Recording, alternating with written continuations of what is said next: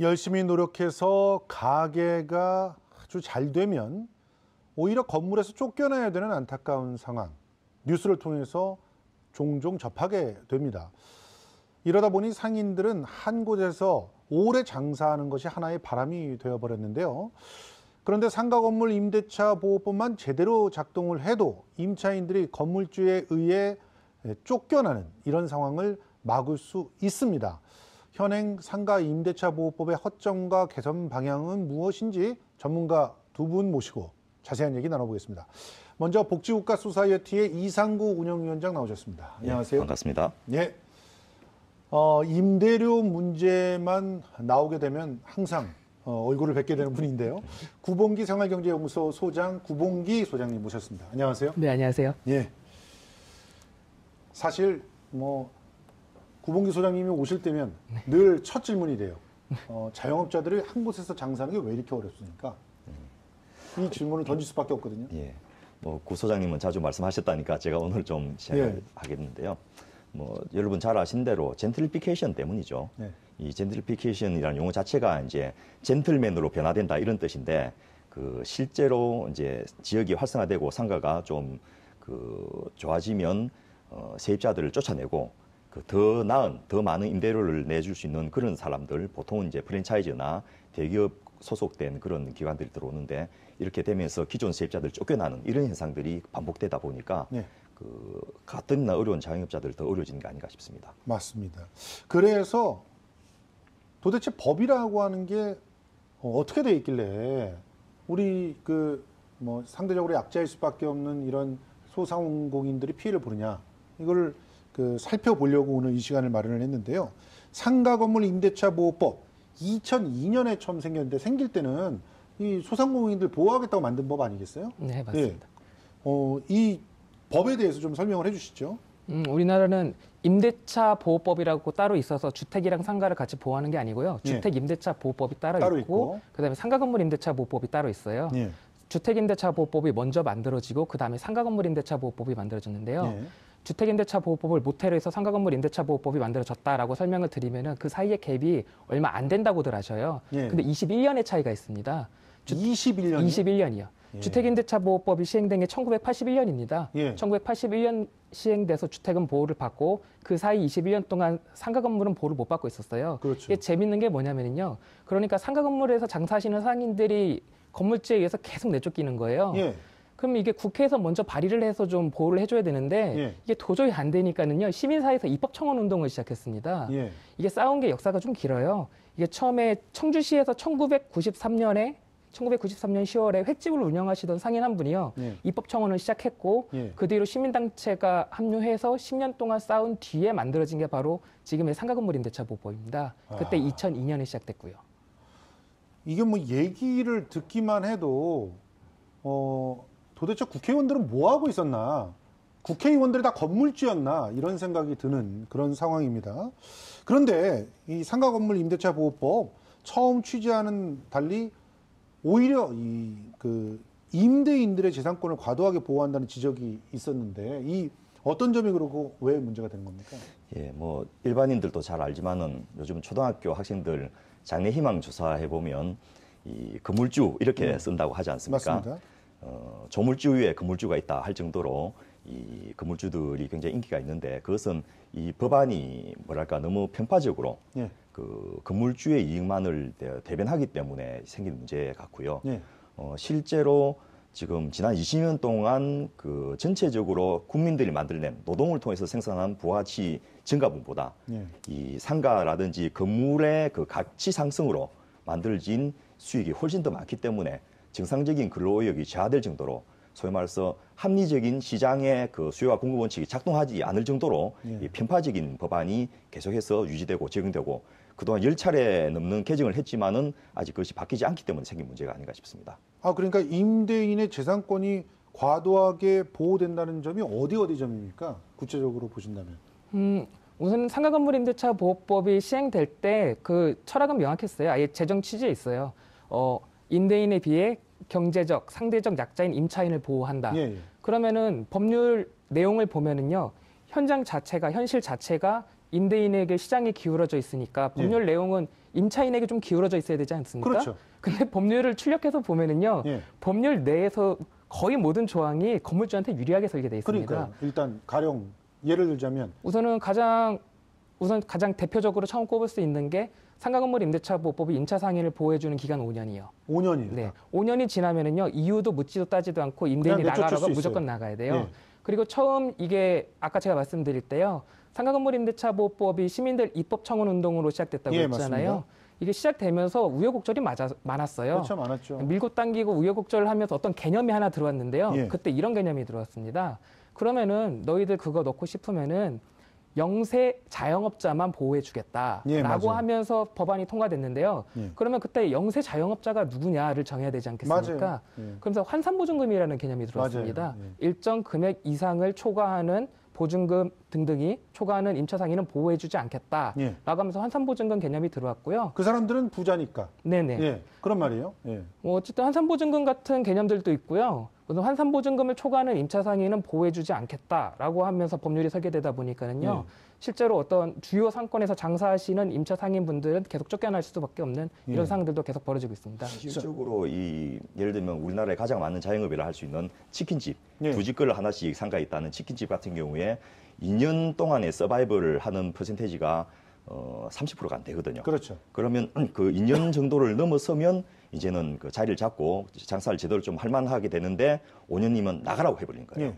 고작 3년 벌자고. 그렇죠. 3년 벌고 하는 거고 또 무엇을 그동안 투입해갖고 개발하고 알리고 홍보해도 실제로 자기가 투자했던 부분을 뺄 시간을 안 주면서 그렇죠. 잘 되면 나가라 하고 같은 업종으로 건물주가 그걸 계속한다든지 이런 예. 일들이 있고 또 일부러 자기 아는 사람을 통해 가지고 권리금을 안 주면서 들어오게 하고 이제 그 사업을 뺏는다든지 이런 식의 현장에서 비일비재한 일들이 바로 법률이 미비해서 생긴 그러니까 측면이 지금 많은 것 같습니다. 계속 얘기되는 상가건물 임대차 보호법에서 임대인을 오히려 보호한다라고 하는 것이 첫째가 그 임대료가 보장되는 기간. 네. 근데 그 기간 안에도 돈을 올릴 수 있어요. 근데 상한선이 있다는 것이죠. 네. 그 상한선이 과도하게 임대인한테 유리하게 돼 있다. 9%죠, 지금 9%? 그건 이제 시행령 안에 들어가 있는 거지만. 9%였다가 1월 26일에 시행령이 개정돼서 5%로. 이전까지는 9%였다는 네. 거고. 그리고 환산보증금이라고 하는 그런 개념이 있어서 환산보증금 그 구역 아래만 보호해준다. 그 이상을 넘어가면은 당신네들은 돈 좀 있는 사람들이니까 보호 못 해주겠어. 이런 상황이었다는 거죠. 근데 왜 그러면 결과적으로 건물주를 보호해주는 건데 돈 더 많은 건물주는 네. 왜 보호해주냐 이런 얘기는 문제를 지적하는 국회의원이 별로 없었나 보죠. 어쨌든 그런 상황에서 지금 현재 시행령이 눈앞에 나오고 있습니다. 이제 기존에 서울에서는 4억 원까지만 환산보증 받았는데 수도권에는 3억 원이었고요. 광역시에서는 2억 4천 정도였고 기타 지역에서는 1억 8천 정도였고요. 개정 내용으로 서울은 6억 1천만 원, 수도권은 5억, 광역시는 3.9억, 기타 지역이 2.9억, 그리고 9%에서 5%로 이렇게 개정이 1월 26일에야 겨우 된 겁니다. 근데 이 정도 수준, 소장님 보세요. 네. 이전에 있었던 서울에서 4억 원이라고 하면은 뭐 보증금 한 5천에 월세 한 350 정도 되면 4억이 넘죠? 네. 지금 말씀하신 요지가 이걸 거예요. 이렇게 올려가지고서 임차 상인들 제대로 보호해줄 수 있느냐. 예. 실제로 서울시가 2015년에요. 권리금 조사를 한번 했어요. 예. 그러니까 명동대로 또는 종로 상권 같은 것들을 조사해 보니까요. 대부분이 7억이 넘어갔습니다. 권리금만? 네, 권리금 죄송합니다. 예. 제가 권리금이라고 했는데 환산보증금. 환산보증금. 네, 환산보증금이요. 환산보증금이 7억을 넘고 있기 때문에요. 실제로는 그 주요 상권에 그 큰 상권에서 가게를 운영하시는 분들은 보호해주지 못하고 있고요. 그리고 제가 하나 말씀드리고 싶은 거는요. 사실 환산보증금이 폐지돼야 된다는 데에서는 전문가들 사이에서 이견이 없습니다. 네, 맞습니다. 네. 예. 법률 내에 논점 일탈이다 이런 얘기들이 있는데요. 사실은 저희들은 이런 얘기했었어요. 환산보증금을 폐지하는 거는 법률의 영역이란 말이에요. 네. 예, 입법의 영역이죠. 그래서 국회의원들이 해야 되는 거다. 그래서 시간이 오래 걸린다. 그런데 환산보증금의 금액을 상향 조정하는 거는 시행령의 영역이라서요. 정부가 마음만 먹으면 얼마든지 무력화시킬 수 있거든요. 네. 가령 지금 6억 1천만 원으로 올렸단 말이에요. 서울시 네. 같은 경우는요. 그러면 상징적으로 아예 전 지역을 1조 원으로 올릴 수도 있는 거예요. 네. 그렇게 되면 환산보증금을 폐지하는 효과랑 같은 효과를 가져올 네. 수도 있는 거거든요. 아니 제가 왜 이 환산보증 갖고 그냥 조금 얹었냐면요. 제가 이제 대학로에서 극장을 했는데 그때 처음 들어갈 때 5천에 300만 원으로 들어갔거든요. 이때는 환산보증금 아래에 있었습니다. 예. 그런데 새로운 건물주가 들어오자마자 월세를 100만 원 올렸어요. 월세 100만 원을 안 올리면은 나가라는 거예요. 건물주가 바뀌었으니까. 그럼 어떻게 올려드려야지.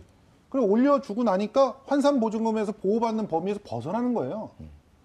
그러면 언제든 나갈 수 있는 겁니다. 그럼요. 그러니까 이런 식의 일들이 오히려 그래서 지금 현재 유명 상권에서 월세를 막 올리는 이유 중에 하나는 환산보증금에서 더 벗어나게 하려고 하는 것들도 이유가 있다면서요. 그러니까 그런 부분들 때문에 환산보증금이 없어져야 되는 게 아니냐 이런 얘기가 나오고 있는데 일단 그 환산보증금에 대한 규정은 왜 있었던 겁니까? 그리고 그 규정에 대해서 조금 설명을 해주시죠. 사실 환산보증금이라고 설명하시면 시청자분들께서 환산보증금이 뭐냐라고 이거부터. 생각하실 예. 수 있어요. 환산보증금은 숫자로 이렇게 표현됩니다. 월세 곱하기 100 한 금액에다 더하기 보증금을 한 금액을 환산보증금이라고 합니다. 이번에 개정된 게 6억 1천만 원에 대해서 이상에 대해서는 보호해주지 않겠다는 거고요. 사실 환산보증금이 들어갈 때는요, 뚜렷한 논리적인 근거가 없습니다. 그래서 지금 환산보증금을 폐지해야 된다라는 주장에 대해서 이견이 전혀 없는 상태고요. 예. 네. 예, 우리 그 소장님, 그 위원장님, 예. 그 악법 조항으로 뽑히고 있는 환산 보증 규정이 왜 안 없어지는 걸까요? 글쎄요, 그게 거꾸로 악법이기 때문에 예, 이 국회라는 데가 아주 명백하게 정치적인 이해관계가 대립한 곳이지 않습니까? 예, 특정 정당이나 특정 의원이 누구 편냐가 이제 분명해지는 이런 사안이 바로 이런 법과 관련된 심의를 할 때인데요. 예. 이미 관련된 법률안이 지금 현 국회에서도 16개나 제출돼 있지만은 예. 또 관련 상임위를 통과했지만은 법안 심사 소위를 그 법사위를 통하지 못한 이유가 예. 그 법사위 위원장님이 이 특정 정당 소속으로 건물주들을 대변하는 그런 입장이 있다 보니까 이런 문제들이 계속해서 벌어지고 있고요. 환산보증금이 바로 건물주를 보호하는 건물주들의 특혜를 주는 가장 쉬운 방법이기 때문에 그 그런 혹시 거죠. 그 법사위 위원장님이 그 모 공공기관에 인사청탁했다는 그분이신가요? 그 뭐 여러분이 이름을 예. 이야기 안 해도 다 알만하신 분인데 예. 예, 아마 오래 사실 것 같아요. 요걸 많이 들어서. 아니 근데 일본이라든가 독일 예. 같은 경우는 이런 제도가 없잖아요. 보호 그렇습니다. 대상을 한정하지 않잖아요. 예. 그런 선진국의 제도를 받아와야 되는 거 아닐까요? 그렇습니다. 그런데 이 현재의 환산보증금 제도 때문에 70% 정도의 세입자들이 혜택을 못 받거든요. 예. 그리고 방금 말씀하신 대로 약간만 이 월세를 올리면 언제든지 마음 놓고 쫓아낼 수 있는 예. 젠틀피케이션이 합법적으로 가능한 이런 구조를 만들어 놓고 있는 그런 상황인 거죠. 예.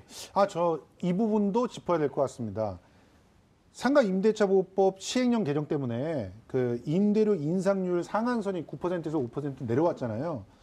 그런데 새 임차인하고 신규 뭐 건물주하고 이렇게 계약을 맺을 때 그럴 때는 인상률 상한이 적용이 안 되는 거예요. 네, 기존 계약이 계약 갱신이 되는 시점에 상한율이 적용되는 거고요. 가령 제가 장사를 하다가 새로운 임차 상인을 데려와서 상가를 그 양도양수할 때는요, 이 규정이 적용이 안 됩니다. 예. 네, 이 부분도 우선 해결을 해야 됩니다. 이 부분도. 그래서 저 같은 경우가 새로운 건물주가 1년 만에 들어왔어요. 네. 그래서 300에서 400으로 올려줘 말도 안 되는 그 인상률인데 그걸 올려줄 수밖에 없었다니까요. 사유자분은 환산보증금을 초과하게 됐죠. 그런 초과하게 거였어. 됐죠. 그러니까 5천에 300에서 5천에 400이 되는 순간 보증금이 초과하게 되는 거죠. 사실 법률로 따지면은요, 그때는 그걸 올린 금액을 왜냐하면 올리기 전에는 환산보증금을 초과하지 않으셨기 때문에 예. 그 올린 금액을 지불하지 않으셔도 돼요. 맞아요. 네, 근데 하지만 이게 근데 현장에서 나가라는데 네, 새 건물주가 네, 하지만 현장에서 이게 작용이 안 되는 겁니다. 맞습니다. 이게. 바로 명도소송 들어오더라고요. 예. 예. 그래서 그 지금 국회에 제출된 많은 법안들이 환산보증금 이내 임차인에게만 적용하는 이 조항을 삭제하는 법안들이 많이 제출돼 있고요. 예. 또 실제로 일본이나 독일 같은 데는 아예 그 상한 조항 자체가 없기 때문에 예. 모든 그 임차인들은 다 적용을 받도록 이렇게 돼 있습니다. 그리고요. 그 현재 건물주가 예. 새로운 건물주로 바뀐 다음에 계약을 할 때 이 예. 상한 규정이 있지 않습니까? 그렇죠. 그 임대료 상승 상한 규정. 예. 이것을 지키지 않아도 되는 그런 법이잖아요. 지금 현재 그렇습니다. 법이. 그런 식의 그 뭐랄까 틈새들이 너무 많은 법안인 거죠. 예. 그래서 이걸 뭐 법률 개정을 물론 빨리 한시라도 빨리 해야 되겠지만은 예. 또 하나의 방법은 독일 같은 경우에는 세입자 협동조합을 만들어요. 예. 그래서 지자체나 정부에서 그 지역의 세입자들이 뭉쳐서 예. 그 임대료라든지 월세를 협상할 수 있도록. 예. 그러니까 개인으로서는 얼마든지 약자가 돼서 의리돼서 쫓겨날 수밖에 없지만은 예. 이 집단으로서 협상을 하게 되면 건물주들의 그 대표들하고 세입자들의 대표들이 협상을 해서 일정 정도의 금액을 정하게 되다 보니까 예. 젠틀피케이션이라는 말 자체가 없어지는 거죠. 예. 근데 이거는 지금 뭐 꼭 협동조합이나 이런 걸 안 만들어도 예, 예. 저 지방 정부에서 어떤 제도만 도입을 한다면 얼마든지 가능하고요. 예, 예. 또 지금 곳곳에 지자체장으로 나온 분들이 예. 이런 공약을 내거는 분들이 꽤 이제 생겨나고 그러니까 조례만 제대로 얘기를 그렇습니다. 해도 예. 분명히 법에서는 규정하고 있지 않지만 법의 어떤 부분을 넘어서지 않는 상황에서 조례를 만들면 충분히 가능한 부분 아닌가 생각이 드는데 뭐 시간이 없기 때문에 다음 쟁점으로 넘어가 보겠습니다. 왜 5년만 보장을 해주는 거죠? 이거는 어떻게 생각하십니까, 위원장님? 예, 5년만 보장해 주는 것도 사실은 이제 좀 해가지고 생존할 수 있는 만큼의 이 옥토가 조성되면 예. 이제 나가라라는 아까 말씀드렸던 예. 그런 것의 일환인데요. 그래서 현재 제안되고 있는 법 중에서 특히 박주민 의원이 제출한 법안은 이 5년을 10년으로 늘리는 이런 법안이 제출돼 있는 상태입니다. 예, 소장님. 그러니까 이 5년이라고 하는 것이 애초에 나올 때 주택임대차를 본따 갖고 나오다 보니까 나온 게 된 거죠? 사실 주택임대차랑 상가건물임대차 보호법을 마주놓고 보면은요 예. 서로 이상합니다. 주택은 왜 2년이고 상가는 왜 5년인지에 대해서 논리적인 근거가 없어요. 예. 우선은 주택 같은 경우도 2년마다 이사 다니는 거 너무 힘들지 않습니까? 그렇죠. 근데 상가도 5년을 설정해 놓고 나서 5년 지나서 나가야 된다. 5년 지난 상인은 무조건 내쫓겨도 된다. 이에 대해서 지금 사람들이 모두 문제의식을 갖고 있는 거거든요. 예. 그러면은 이 5년의 기간을 언제 10년으로 해야 하냐, 아니면 무기한으로 해야 되냐, 이것에 대해서 지금 계속 의견 충돌이 있는데요. 예. 현재 확실한 거는 5년은 아니다라는 겁니다. 예. 네, 지금 중론으로 지금 나오는 게 10년이고요. 예. 아니 그런데 이거를 뭐 10년으로 늘린다 그러면 재산권이 침해되는 거 아니냐? 자본주의 사회에서 내가 내 건물인데 내가 뭐 5년 정도 봐줬으면 됐지 이렇게 얘기하시는 분들이 의외로 굉장히 많더라고요. 그런데 공익이라는 측면에서 예. 또 지역 전체의 발전이라는 측면에서도 일정 정도의 소위 말해서 장사할 수 있는 기간이 보장이 돼야지 실제로 거기다가 개발하고 투자하고 인테리어도 다시 하고 예. 이런 사업들 가능하기 때문에 예. 단순하게 개인에서의 재산권 보호라는 측면보다도 전체 사회나 지역의 재산권이라든지 부가가치 상승이라는 이런 측면에서 이것은 얼마든지 공익적으로 기간을 연장할 수 있는 논리가 가능하다고 봅니다. 그리고 그러면 실제 외국에도 많이 그렇게 하고 있고요. 10년 정도는 그럼 괜찮아질까요? 10년 정도 완벽하지는 않습니다만은 예. 상당 부분 개선될 수 있는 여지는 있다고 보고요. 예. 또 하나의 조건이 이제 계약갱신 청구권을 빠져나갈 수 있는 조항들이 지금 독소조항들이 몇 개나 있습니다. 그 독소조항 중에 대표적인 건 어떤 거예요? 예를 들면 건물의 노후나 훼손으로 안전사고가 우려가 있을 때는 맞아요. 리모델링 한다고 쫓아내버리고 맞아요. 새로 할 수도 있고요. 예. 또 뭐 지역에 있는 재건축이나 철거 같은 것이 다른 법령에 따라서 환경이나 이런 법령에 따라서 시행되게 되면 그때도 무조건 쫓아낼 수 있게 돼 있어서 계약갱신 청구권이 사라져 버립니다. 리모델링 한다고 쫓아내는 경우가 요즘에 참 많죠, 사례가. 네, 사실 정확한 건 리모델링은 아니고 재건축인데요. 근데 예. 이 부분을 너무 말씀을 잘해 주신 게 지금 이 시점에서 이 부분을 반드시 짚고 넘어가야 하는 게 있어요. 아까 그 영상이 나올 때 도시재생 관련해서 살짝 나오더라고요. 예. 근데 지금 전국에서 도시재생이 이루어지고 있지 않습니까? 그렇습니다. 그런데 올해 2월에 소규모 주택 정비법이라는 게 통과됐습니다. 예. 내용이 간단히 말해서 뭐냐면요. 소규모의 건물주들이 의기투합하면은요. 극단적으로는 한 명이 혼자서 임대주택을 일정량을 공급하면요. 건축물을 철거하고 재건축을 할 수 있게 됐습니다. 아, 그래요? 예, 이거 이렇게 이해하시면 편합니다. 기존의 뉴타운 재개발 재건축 사업을 날렵하게 만든 법률이다. 근데 아. 문제는 이게 뭐냐면요. 올해 2월에 시작됐어요. 예. 올해 2월에 시작됐는데 이게 올해 6월부터 이제 몇 달 안 남았죠. 3개월 예. 남았죠. 올해 6월부터 도시재생법에 편입이 됩니다. 예. 지금 이 문제를 우선 해결해야 됩니다. 이 법률이랑 지금 현행 상가건물 임대차보호법이 부닥치잖아요. 예. 그럼 상가건물 임대차보호법이 부서집니다. 지금. 아. 네, 우선 이거를 지금 빨리 연구해야 됩니다.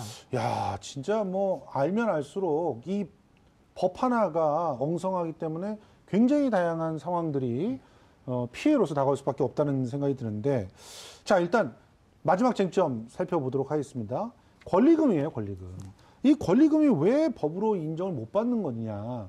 지금 2015년부터는 권리금이 어느 정도는 보장이 되게 됐는데, 일단 어느 만큼 보장이 되는지 좀 소장님께 설명을 해주세요. 권리금. 우선 시청자분들이 잘못 알고 계시는 게요. 권리금 그거 불법 아니냐라고 말씀하시는 분들이 많아요. 예. 근데 사실 2015년에 권리금이 법제화됐고요. 예. 그 당시에 권리금 법제화될 때 개정한 별명이 권리금 약탈방지법이었습니다. 예. 건물주들이 임차 상인들을 내쫓고 예. 새로운 임차 상인을 직접 들이면서 기존 임차 상인의 권리금을 하도 약탈해서 법이 개정됐고요. 예. 내용은 그때 당시에 개정된 내용은 이렇습니다. 임대차 계약이 종료된 날로부터 전후로 3개월을 역산해서요. 예. 기존 임차 상인이 새로운 임차 상인을 데려와서 건물주님, 저는 새로운 임차 상인과 권리금 계약을 맺었습니다. 예. 그러니까 임대인님께서는 새로운 임차 상인과 임대차 계약을 맺어주세요. 라고 하면 꼼짝없이 계약을 체결해야 되는 내용입니다. 예, 예. 네. 그러니까 지금 현재 그 권리금 계약이 법으로 보호가 되면서 권리금이라는 게 법으로 인정이 됐다라고 네. 하는 것인데 그럼에도 불구하고 이제 여기 또 맹점이 같이 있는데요. 예. 일단 그 계약 기간 종료 3개월 전부터 네. 계약 기간 종료일까지 이제 그 다음 임차인을 데리고 와서 그 사람한테 권리금을 받겠습니다 하고 라고 이야기하면 무조건 계약을 해줘야 되는데 그런데요. 여기에 예외 조항이 대규모 가게, 예. 소위 말해서 이 대규모 점포나 준대규모 점포라는 게 재래시장까지 다 포함됩니다. 아. 또 이제 상가 같은 예. 큰 상가 같은 이런 데다 포함되다 보니까 실제로 이분들이 권리금 제일 질박한 분들인데 그렇죠. 거기는 꼼짝없이 법률에서 예외를 해버렸으니까 그냥 한 푼도 못 받고 쫓겨나는 이게 합법적으로 돼 있는 상태인 거죠. 아니 지금 사실은 말이 안 되는 것 같은데 그렇죠. 그 시장 같은 데는 기본적으로 바닥 권리금이라는 게 있잖아요. 네. 그런데 그렇게 엄연히 현존하고 있는 바닥 권리금 자체는 인정을 안 하겠다는 건 도대체 어디에서부터 나온 발상일까요? 그 발상은 아니고요. 처음에 2015년에 권리금을 그 제도로 편입하면서요. 예. 이런 생각들을 하셨어요. 그 어떤 SMS나 아니면 대형 마트 같은 것들, 이마트라든지 가령 롯데마트 이런 것들이 권리금을 인정하지 않기 위해서 대규모 점포를 제외했는데요. 예. 문제는 그게 전통시장에 포함된다는 걸 국회에서 실수로 놓쳤습니다. 그래서 당시에 통과되고 나서 이거 문제다 큰일 났다라고 바로 여론이 형성됐고요. 예. 바로 그거를 개정하는 법률들이 계속 올라왔습니다. 근데 왜 통과되지 않고 있죠? 문제는 그게 통과가 안 된다는 거예요. 이게 입법부에서 지금. 이게 정말 웃긴 지점입니다, 지금. 예. 그게 실수인지 의도적인지는 아직도 좀 의문스러운 점이 있는데요. 최초에 발의한 분을 좀 찾아가 보면 알 것 같은데. 아니요. 그 발의뿐만 아니고 네. 논의 과정에서 계속해서 이제 그 수정 조항들 들어오고 하면서 예. 사실은 뭐 원인을 딱 특정해서 뽑기는 쉽지는 않은데 예. 문제는 그것이 실수라고 인정되었으면 여야 합의로 빨리 바꾸면 되는데 예. 아직도 안 바꾸고 있다는 것이 상당한 의도성이 있지 않았나라고 의심할 수밖에 없는 그런 정황이 있는 거죠. 우리 여기서 근데 반드시 좀 짚고 넘어가야 될 게 있어요. 소장님. 네. 권리금이라고 한 것은 이전에 그 가게를 운영을 하면서 헌신적으로 상권을 만들어낸 그 점주의 노력을 인정하는 것이죠. 네, 맞습니다. 저는 그 현장에서 시민 여러분들이랑 많이 상담도 하고 대화도 하다 보니까는요, 권리금에 대한 오해가 상당하세요. 예. 우선은 말씀드리면요, 우리나라 권리금 역사를 따져보면요, 권리금이 언제부터 있었다라고 명확히는 알 수 없어요. 근데 예. 언론 보도를 추적해 보면요, 광복 이전부터 있었습니다. 예, 예. 근데 사람들이 오해를 하고 있고요. 이런 생각을 갖고 계시는 분도 많아요. 권리금 그 우리나라에만 있는 거 아니냐. 예. 근데 해외에도 당연히 있습니다. 예, 당연히 있죠. 아까 말씀하신 것처럼 이전 임차인의 어떤 가치를 인정하고 새로운 임차인이 금액을 치르는 게 권리금이잖아요. 예. 미국에서는요, 이걸 좀 직관적으로 표현합니다. 키머니라고 해요. 열쇠값이라고. 아. 네, 중국에서는 전양비, 네, 양도양수할 때 발생하는 비용이다. 예. 네, 어떤 이런 사람들이 어떤 대중 사이에서 이런 오해들을 좀 불식하는 어떤 마케팅, 어떤 그 시민단체에서 어떤 이런 캠페인도 좀 펼쳐야 할 것 같습니다. 네, 알겠습니다. 자, 상가건물 임대차 보호법의 시행령 개정안, 그 허점들을 살펴봤는데요. 어떤 식으로든 상가 임대차 보호법 강화돼야 될 것 같은데 가장 시급한 거 우리 위원장님은 뭐부터 꼽으십니까? 예, 아마 그 상가 임대차 관련돼서 분쟁이 생기면 예. 이걸 의뢰 입장에 있는 세입자가 소송으로 가기가 상당히 힘듭니다. 그럼요. 예, 그러고 그 말은 이제 다시 안 보겠다라는 의미인데, 그렇죠. 예, 그래서 이것을 중간에 좀 조정해 줄 수 있는 분쟁조정위원회 이것을 법제화하는 것이 가장 우선적으로 필요할 것 같고요. 예, 예. 두 번째로 이 상가 임대차 보호법으로 모든 문제를 해결할 수가 없습니다. 기본적으로. 근데 우리나라는 소위 말해서 불로소득 예. 이런 부분에 대해서 아직은 조세가 너무 미약한 측면이 있어서 예. 공으로 생긴 돈들에 대해서 확실하게 과세한다라는 전제가 된다면 예. 그 상가 임차료나 월세 보증금 같은 것을 함부로 올리지 못하는 예. 이런 것이 제도화되기 때문에 예. 그 두 가지 측면에서 법률적으로 보완하는 측면 또 법 외에 다른 쪽에서 보완하는 측면 이것을 같이 진행해야 되지 않겠나 싶습니다. 그것도 괜찮네요. 실제로 과하게 임대를 올린다거나 뭔가 좀 꼼수를 통해서 임대를 올린다거나 권리금을 약탈하면 세금을 확 때려버리면 되겠네요. 네, 좋은 방법이죠. 예. 소장님. 예. 제가 생각하는 건요, 우선 환산보증금을 없애는 거예요. 폐지가 아닙니다. 예. 환산보증금 폐지는 힘들다는 거를 이미 우리가 경험을 통해서 배웠어요. 예. 법률의 영역이니까. 예. 대통령령 한 번만 더 개정하자. 예. 그래서 지금 6억 1천만 원 이거 1조 원으로 네. 바꾸자. 1조 원으로. 1조 원으로. 그래서 아예 무력화시켜버리죠. 예. 네. 그게 가장 시급하다. 네. 예, 알겠습니다. 지금까지 복지국가 소사이어티 이상구 운영위원장 그리고 구봉기 생활경제연구소 구봉기 소장과 함께 이야기 나눠봤습니다. 두 분 고맙습니다. 감사합니다. 감사합니다. 고맙습니다. 예.